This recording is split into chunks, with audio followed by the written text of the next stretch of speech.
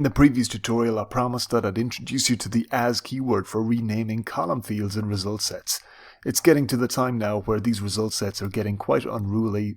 It's not quite intuitive to the user to deduce what these column names are. So that's what the as keyword is for. Especially with aggregate queries and the like, we can just come along here and rename the field in a result set by using as after the fields that we're calculating and put in whatever different field name that we like.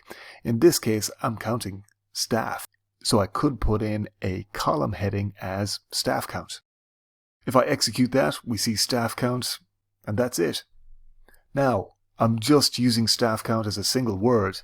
If I put in a space there and press execute, I'm going to get an error, because it's presuming that I'm rolling on to a different function or a different field name there.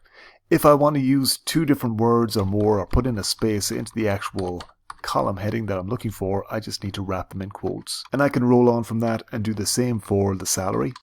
And I can rename any of the different column names in my result set at will. And that's the as keyword in SQL.